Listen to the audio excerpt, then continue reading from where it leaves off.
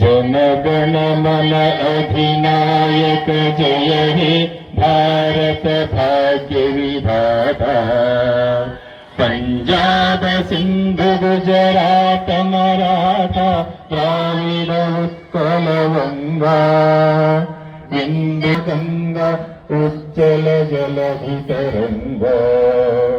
तव शुभ नामे जागे तव शुभाशिष समादे गाहे तव जय गाथा। जनगण मंगलदायक जय हे भारत भाग्य विधाता। जय हे जय हे जय हे जय जय जय जय हे।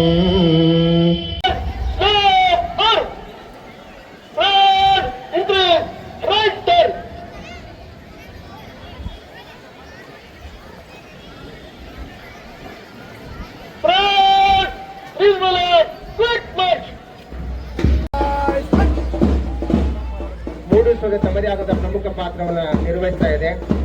ಹಾಗೆ ಈಗ ಆಗಮಿಸಿರುವಂತದ್ದು ಗೃಹ ರಕ್ಷಕ ದಳ. ಇವರು ಕೂಡ ನಮ್ಮ ಪೊಲೀಸ್ ಇಲಾಖೆ ಜೊತೆಗೆ ಕೈ ಜೋಡಿಸಿ ಸಮಾಜದಲ್ಲಿ ಸುಖ ಶಾಂತಿ ನೆಮ್ಮದಿಯನ್ನ ಮೂಡಿಸುವಲ್ಲಿ ತಮ್ಮದೇ ಆದ ಪಾತ್ರ. ಹಾಗೆ ಬಿಬಿಸಿ ಪ್ರೌಢಶಾಲೆ ವಿದ್ಯಾರ್ಥಿಗಳು ಕೂಡ ಬಹಳ ಶಿಸ್ತಿನಿಂದ ಗೌರವ ವಂದನೆಯನ್ನ ಸಲ್ಲಿಸ್ತಾ ಇದ್ದಾರೆ. ವಿದ್ಯಾರ್ಥಿ ತಮ್ಮ ಜೀವನದಲ್ಲಿ ದೇಶಾಭಿಮಾನವನ್ನ, ದೇಶಭಕ್ತಿಯನ್ನ, ರಾಷ್ಟ್ರ ನಾಯಕರ ಆದರ್ಶ ಗುಣಗಳನ್ನ ತಮ್ಮ ಜೀವನದಲ್ಲಿ ಅಳವಡಿಸಿಕೊಳ್ಬೇಕಂತ ಬಿಬಿಸಿ ಪ್ರೌಢಶಾಲೆ ವಿದ್ಯಾರ್ಥಿಗಳು ಈಗ ಅಂಜುಮನ್ ಪ್ರೌಢಶಾಲೆ ಮುದ್ದೇಬಿಹಾಳ್ ಗೌರವ ವಂದನೆಯನ್ನು ಸಲ್ಲಿಸುತ್ತಿರುವಂತಹ ಶಾಲೆ.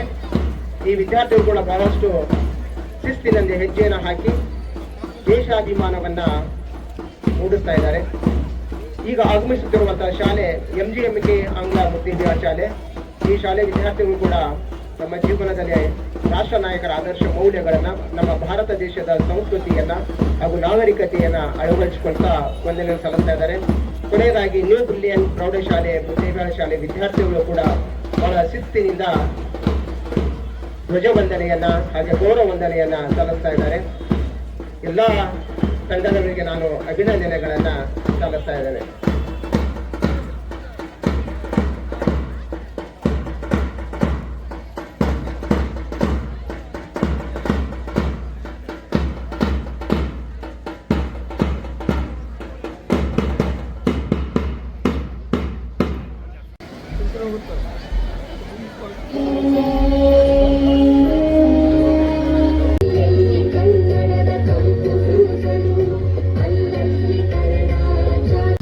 ನಾನು ಸ್ವತಂತ್ರ ಸಂಗ್ರಾಮ ಸಿಕ್ಕ ನಂತರ 11 ವರ್ಷದ ನಂತರ ಜನಿಸಿದ್ದೇನೆ. ಇತಿಹಾಸದ ಮುಖೇನ ತಿಳ್ಕೊಂಡಿದ್ದೀವಿ.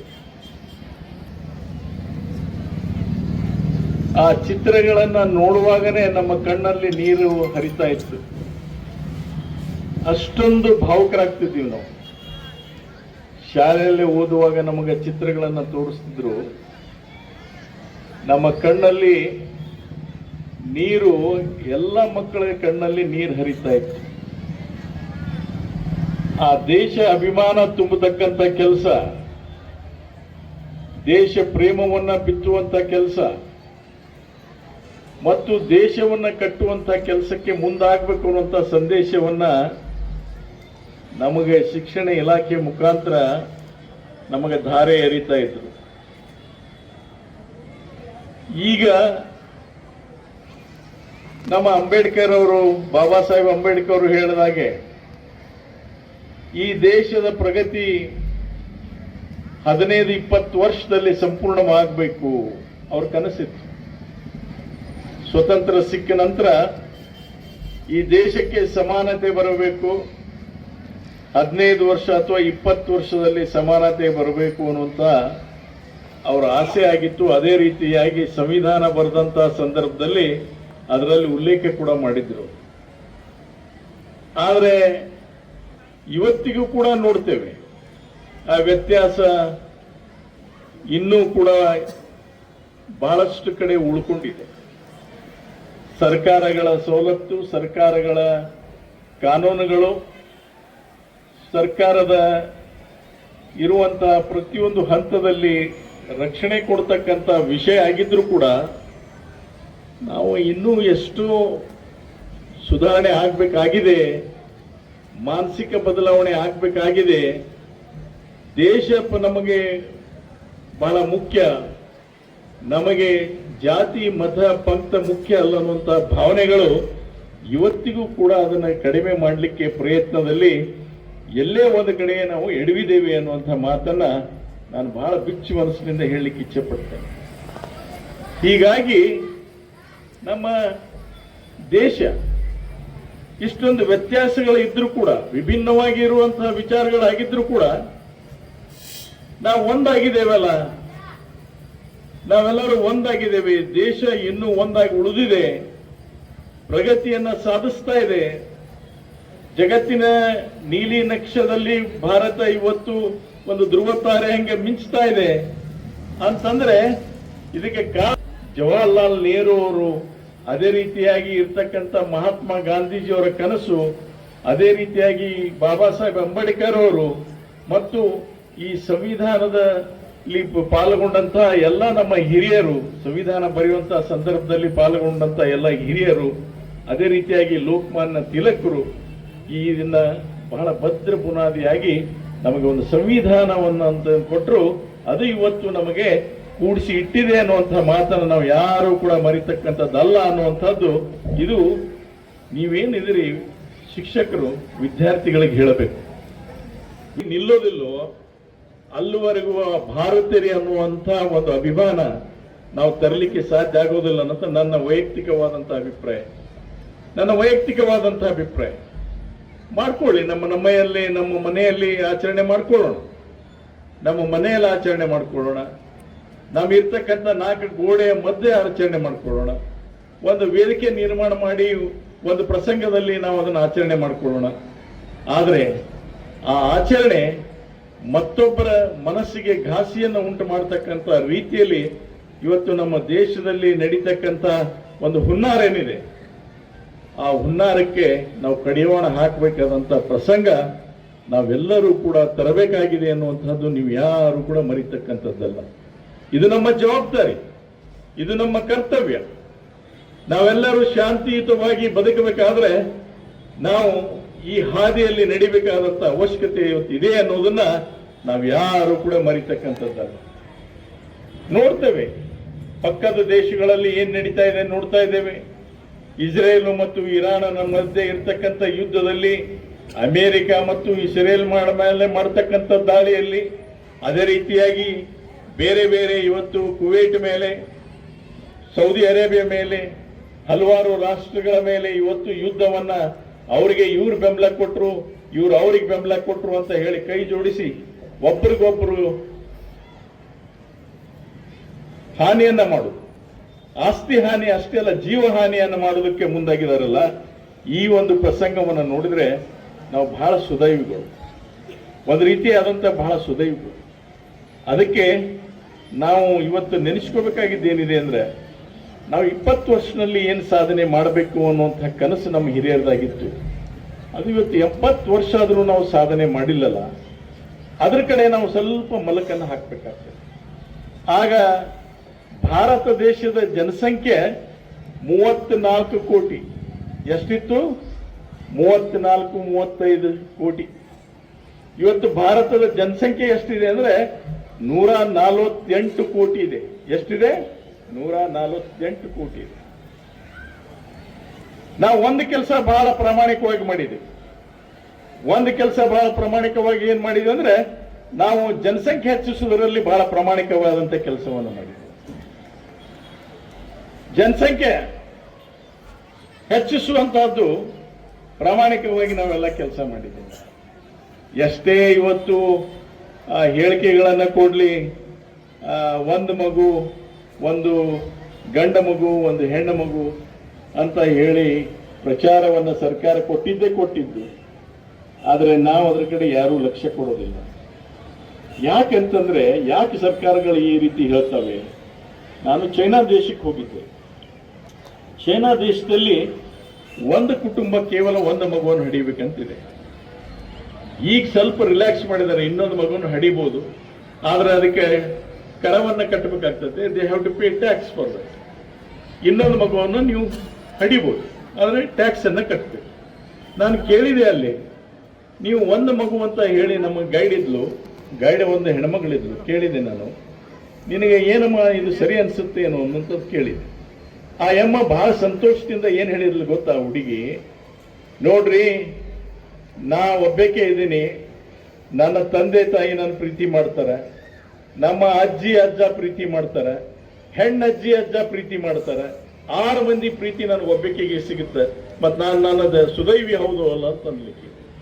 ಅಂದ್ರೆ ಅಷ್ಟೊಂದು ಒಬ್ಬ ವ್ಯಕ್ತಿಯ ಬೆಳವಣಿಗೆಯಲ್ಲಿ ಇವತ್ತು ನಾವು ಹೆಚ್ಚು ಲಕ್ಷ್ಯವನ್ನು ಕೊಡಬೇಕಾದ್ರೆ ಮಾತ್ರ ನಾವು ಏನೆಲ್ಲಾನು ಕೂಡ ಮಾಡಬಹುದು ಆಗಿದೆ ಅನ್ನುವಂಥದ್ದನ್ನ ನಾವು ಪಾಲಕರು ಮೊದಲು ಅರ್ಥ ಮಾಡ್ಕೋಬೇಕು.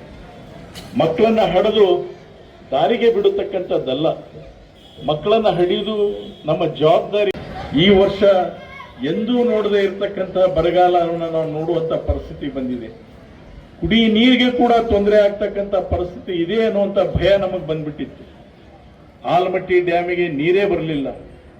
ಏನೋ ದೈವ ಇಚ್ಛೆ, ಮಹಾರಾಷ್ಟ್ರದಲ್ಲಿ ಸ್ವಲ್ಪ ಮಳೆ ಆಗಿ ಡ್ಯಾಮ್ಗಳಿಗೆ ನೀರು ಬಂತು. ಇವತ್ತು ಅದರಿಂದಾಗಿ ಸ್ವಲ್ಪ ಮಟ್ಟಿಗೆ ಕುಡಿಯಲಿಕ್ಕೆ ಮತ್ತು ಬೆಳೆಗಳಿಗೆ ಅನುಕೂಲ ಆಗ್ತಕ್ಕಂಥ ರೀತಿಯಲ್ಲಿ ಇವತ್ತು ಸರ್ಕಾರಗಳ ತೀರ್ಮಾನ ತಗೊಂಡಿರೋದು. ಈ ಮಾತನ್ನು ಯಾಕೆ ಹೇಳ್ತೇನೆ ಅಂದರೆ, ನಾವೆಲ್ಲರೂ ಮೊದಲನೇದಾಗಿ ಸರ್ಕಾರದ ನಿಯಮಗಳು ಏನಿದಾವ ಅದನ್ನು ಅರ್ಥ ಮಾಡ್ಕೋಬೇಕು. ಸರ್ಕಾರ ಇರುವುದೇ ನಿಮ್ಮ ಸಂಬಂಧವಾಗಿ. ಸರ್ಕಾರ ಜನರಿಗೆ ಶೋಷಣೆ ಮಾಡೋದಕ್ಕಲ್ಲ. ಅದು ಯಾವುದೇ ಸರ್ಕಾರ ಆಗಿರಲಿ, ಅದು ಕಾಂಗ್ರೆಸ್ ಸರ್ಕಾರ ಆಗಿರ್ಬೋದು, ದಳ ಸರ್ಕಾರ ಆಗಿರ್ಬೋದು, ಬಿಜೆಪಿ ಸರ್ಕಾರ ಆಗಿರ್ಬೋದು. ಆದರೆ ಸರ್ಕಾರದಲ್ಲಿ ಏನಾದರೂ ನ್ಯೂನತೆಗಳು ಬಂದಾಗ, ಆಡಳಿತದಲ್ಲಿ ನ್ಯೂನತೆ ಬಂದು ಅಧಿಕಾರಿಗಳು ಸರಿಯಾಗಿ ಕೆಲಸ ಮಾಡದೆ ಇರ್ತಕ್ಕಂಥ ವಿಷಯಗಳು ಬಂದಾಗ ಆ ಧ್ವನಿಯನ್ನ ಎತ್ತತಕ್ಕಂಥ ಅಧಿಕಾರ ಎಲ್ಲರಿಗಿದೆ. ಆ ಧ್ವನಿಯನ್ನ ಎತ್ತುವಂತಹ ಕೆಲಸ, ಬೇಡಿಕೆಯನ್ನು ಇಡುವಂತಹ ಕೆಲಸ, ಅದು ಸ್ವತಂತ್ರವಾಗಿರ್ತಕ್ಕಂಥ ನಿಮಗೆ ಸಿಕ್ಕಂತ ಜನ್ಮಸಿದ್ಧ ಹಕ್ಕು ಅನ್ನೋದನ್ನು ನಾವೆಲ್ಲರೂ ಅರ್ಥ ಮಾಡ್ಕೊಂತೀವಿ. ಆದರೆ ಕೇವಲ ನೆಪಕ್ಕೋಸ್ಕರ, ಜನರನ್ನ ತಪ್ಪುದಾರಿಗೆ ಎಳೆಯುವುದಕ್ಕೋಸ್ಕರ, ಜನರಿಗೆ ಇರ್ಲಾರ್ದಂತ ಮಾಹಿತಿಗಳನ್ನ ಕೊಟ್ಟು ಇರುವಂತ ಶಾಂತಿಯನ್ನ ಕೆರಳಿಸುವುದು ಮತ್ತು ಸರ್ಕಾರಗಳ ಮೇಲೆ ಇರುವಂತಹ ವಿಶ್ವಾಸವನ್ನ ಕಡಿಮೆ ಮಾಡುವಂತಹ ರಾಜಕಾರಣ ಮತ್ತು ಹುನ್ನಾರವನ್ನ ಮಾಡ್ತಾರಲ್ಲ, ಇದು ಕಡಿವಾಣ ಹಾಕ್ತಕ್ಕಂಥ ಶಕ್ತಿ ಜನರಲ್ಲಿದೆ ವಿನಃ ಬೇರೆ ಯಾರ ಕೈಯಲ್ಲಿ ಇಲ್ಲ ಅನ್ನೋದನ್ನು ಕೂಡ ನಾವು ಅರ್ಥ ಮಾಡ್ಕೋಬೇಕು. ಅದು ನಿಮ್ಮ ಕೈಯಲ್ಲಿ. ನೀವು ಜಾಗೃತ ಪ್ರಜೆಗಳಾಗಬೇಕು. ಎಲ್ಲಿವರೆಗೂ ನಾವು ಜಾಗೃತ ಪ್ರಜೆಗಳಾಗೋದಿಲ್ಲ ಅಲ್ಲಿವರೆಗೂ ರಾಜಕಾರಣ ಮತ್ತು ಹುನ್ನಾರ ಮಾಡತಕ್ಕಂಥ ವ್ಯಕ್ತಿಗಳು ಇವತ್ತು ಕೋಟಿ ಕೋಟಿ ಸಂಖ್ಯೆಯಲ್ಲಿ ನಾವು ಕಾಣ್ತೇವೆ. ಲಕ್ಷ ಸಂಖ್ಯೆಯಲ್ಲ, ಸಾವಿರ ಸಂಖ್ಯೆಯಲ್ಲ, ಕೋಟಿ ಕೋಟಿ ಜನರು ಈ ದೇಶದಲ್ಲಿ ಈ ರೀತಿಯಾಗಿ ಹುಟ್ಟುಕೊಂಡಿದ್ದಾರೆ. ಈ ದೇಶ, ನಾನು ಹೇಳ್ತೇನೆ, ಚಿಕ್ಕವನಿದ್ದಂಥ ಸಂದರ್ಭದಲ್ಲಿ ಮುದ್ದೇಬೇಳ, ಬಹಳ ಅಂದ್ರೆ ಮುದ್ದೇಬೇಳ, ಪೂರ್ತಿ ಮುದ್ದೇಬೇಳ ತಾಲೂಕು ಸೇರಿದ್ರೆ 65,000 70,000 ಜನಸಂಖ್ಯೆ ಇತ್ತು ಕಾಣುತ್ತೆ. ಇಡೀ ಮುದ್ದೇಬೇಳ ತಾಲೂಕು ಸೇರಿದ್ರೆ 65,000-70,000 ಜನಸಂಖ್ಯೆ ಇತ್ತು. ಆ ಸಂದರ್ಭದಲ್ಲಿ ಒಬ್ಬ PSI ಈ ದಿನ ಜೊತೆಯಲ್ಲಿ ನಿಂತುಕೊಂಡು ಧ್ವಜವಂದನೆಯನ್ನು ಸ್ವೀಕರಿಸುವ ನಮ್ಮ ಭಾಗ್ಯ ನಿಜಕ್ಕೂ ಸೌಭಾಗ್ಯ. ಇಂತಹ ಅವಕಾಶ ಸಿಗಬೇಕಾದರೆ ಬಹಳಷ್ಟು ಪುಣ್ಯ ಮಾಡಿರಬೇಕು. ಅಂತಹ ಅವಕಾಶವನ್ನು ಪಡೆದರೂ ನಾವು ನೀವೆಲ್ಲರೂ ಈ ನೆಲದಲ್ಲಿ ಹುಟ್ಟಿರುವುದೇ ಸಾರ್ಥಕತೆ ಎಂಬುದನ್ನು ತಿಳಿಸ್ತಾ, ಭಾರತ ಸರ್ವ ಜನಾಂಗದ ಶಾಂತಿಯ ನೋಟ. ಇಲ್ಲಿ ಎಲ್ಲ ಜನಾಂಗದ, ಹಿಂದೂ, ಕ್ರೈಸ್ತ, ಮುಸ್ಲಿಂ, ಸಿಖ್, ಹೀಗೆ ಅನೇಕ ಜನಾಂಗಗಳ, ಅನೇಕ ಧರ್ಮಗಳ, ಅನೇಕ ಜಾತಿಗಳ ಜನರೊಂದಿಗೆ ಅನೇಕ ವೇಷಭೂಷಣಗಳು ಹಾಗೂ ಅನೇಕ ಭಾಷಣಗಳನ್ನು ಮಾಡುತ್ತಿದ್ದರೂ ಕೂಡ ನಾವೆಲ್ಲರೂ ಒಂದೇ, ನಾವೆಲ್ಲರೂ ಭಾರತಾಂಬೆಯ ಮಕ್ಕಳು ಎಂಬ ಏಕತೆಯಿಂದ ಕೂಡಿಕೊಂಡು ಇಂದಿಗೂ ಕೂಡ ಐಕ್ಯತೆಯಿಂದ ಜೀವನವನ್ನು ನಡೆಸ್ತಾ ಇದ್ದೇವೆ. ಈ ದಿನ ಇಡೀ ರಾಷ್ಟ್ರದ ತುಂಬೆಲ್ಲ ನಮ್ಮ ಧ್ವಜವನ್ನು ಹಾರಿಸಿ ಮನೆಗಳಲ್ಲಿ ಮನಗಳಲ್ಲಿ ಉತ್ಸಾಹದಿಂದ ಹಬ್ಬವನ್ನು ಆಚರಿಸ್ತಾ ಇದ್ದೇವೆ. ಆದರೆ ಈ ಸಂದರ್ಭದಲ್ಲಿ ನಮ್ಮೆಲ್ಲರ ಸುಖ, ಸಂತೋಷ, ಸಮೃದ್ಧಿಯಿಂದ ಬದುಕು ಕಟ್ಟಿಕೊಳ್ಳುವುದಕ್ಕಾಗಿ ಈ ದೇಶದಲ್ಲಿ ಅತ್ಯಂತ ಸ್ವಚ್ಛಂದತೆಯಿಂದ ಸ್ವಾತಂತ್ರ್ಯವನ್ನು ಇಟ್ಟುಕೊಳ್ಳುವುದರ ಜೊತೆಗೆ ನಮ್ಮ ಏಳಿಗೆಯನ್ನು ಸದಾ ಬಯಸ್ತಾ ದೇಶದ ಗಡಿ ಕಾವಲು ಕಾಯುತ್ತಿರುವಂತಹ, ಹಗಲು ರಾತ್ರಿ ಚಳಿ ಮಳಿ ಗಾಳಿ ಎನ್ನದೆ ಹಸಿವನ್ನು ಕೂಡ ಲೆಕ್ಕಿಸದೆ ದೇಶವನ್ನು ಕಾಯುತ್ತಿರುವ ನಮ್ಮ ಸೈನಿಕ ಬಂಧುಗಳ ಸೇವೆಯನ್ನು ಕೂಡ ನಾವಿಲ್ಲಿ ಸ್ಮರಣೆ ಮಾಡಬೇಕಾದಂಥದ್ದೇ. ಈ ಸೈನಿಕರನ್ನ, ಶಿಕ್ಷಕರನ್ನ, ಕೃಷಿಕರನ್ನ ಗೌರವಿಸಲಾಗುತ್ತದೆಯೋ ಆ ದೇಶ ಯಾವತ್ತೂ ಕೂಡ ಸುಭಾಷಿತವಾಗಿರುತ್ತದೆ ಎಂಬುದನ್ನು ಓದಿದ್ದೇವೆ. ಹಾಗೆಯೇ ನಮ್ಮ ದೇಶದಲ್ಲಿಯೂ ಕೂಡ ಈ ಮೂವರನ್ನ ಗೌರವಿಸುವ ಕಾರ್ಯ ಇಂದು ಕೂಡ ನಡೆಯುತ್ತಾ ಬಂದಿದೆ.